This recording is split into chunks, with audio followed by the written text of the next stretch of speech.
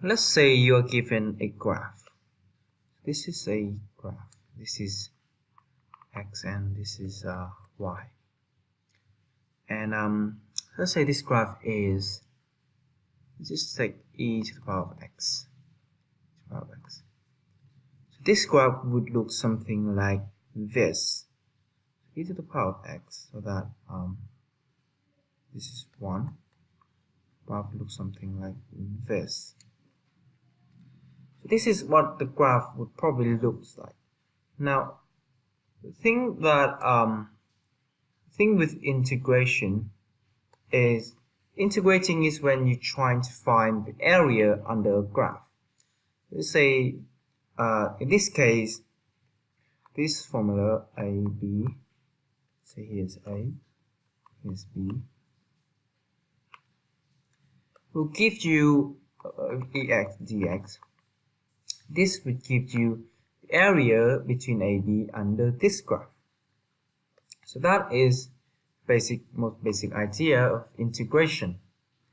So now what if we cannot integrate a function? Let's say there's a function that we cannot integrate. Now e to the power of x, you can integrate this, but let's just imagine you cannot. So we have found a pretty exciting way to do this, and that is called the trapezium rule.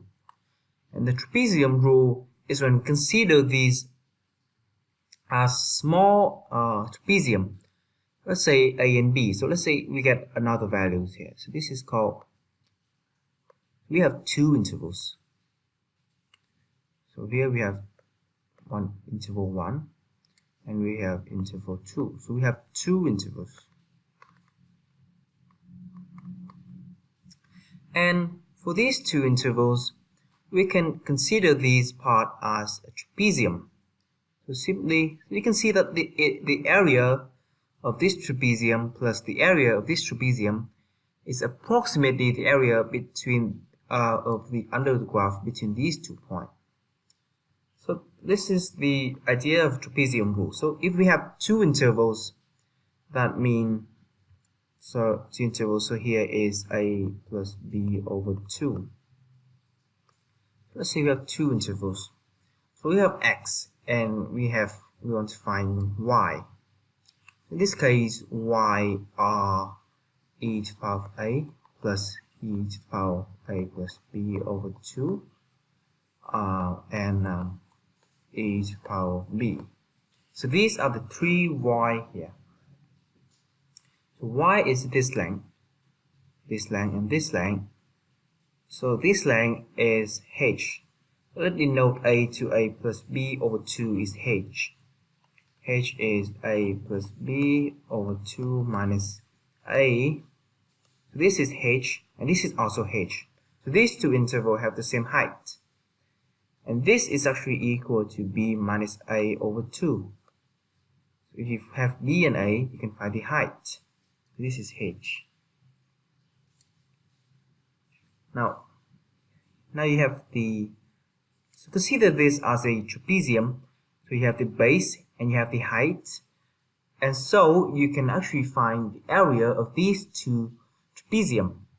And you can do that by, so first let's say this the area of this trapezium is EA plus e to the power of a plus b over 2.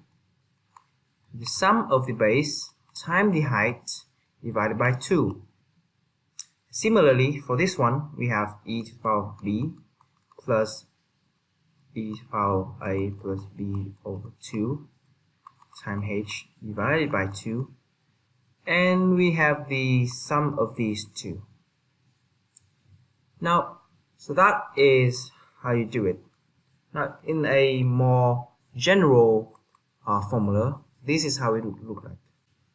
So this is how a typical trapezium rule should be. So you have, let's just say, so you have y is equal to some f of x.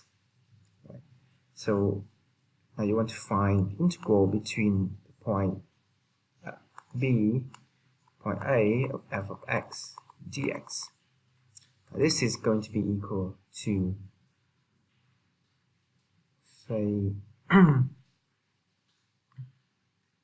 so you want to find this for two intervals. Actually, we have this graph as well, so graph looks something like this. This is A and this is B.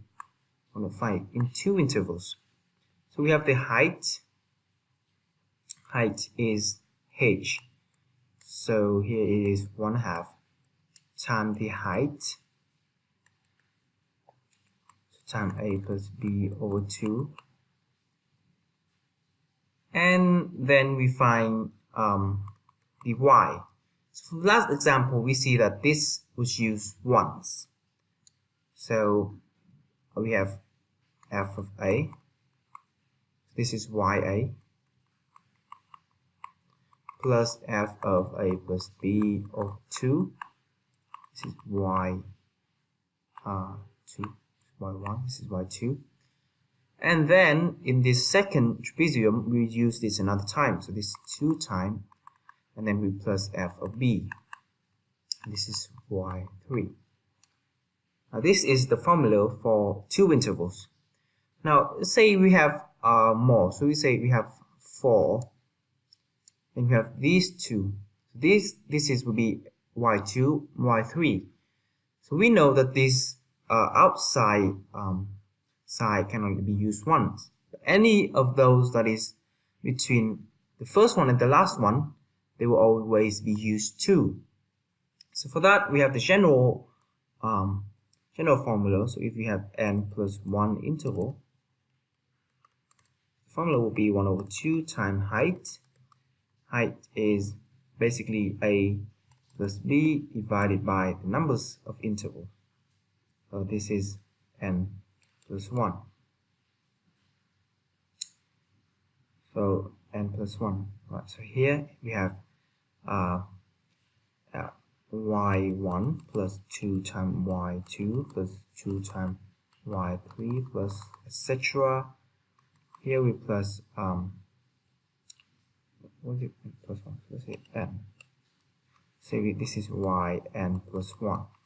This is the last one. This is the first one. They only use once, but the others that are between them, they must be used twice. This is the general formula to find the numerical integral of a function.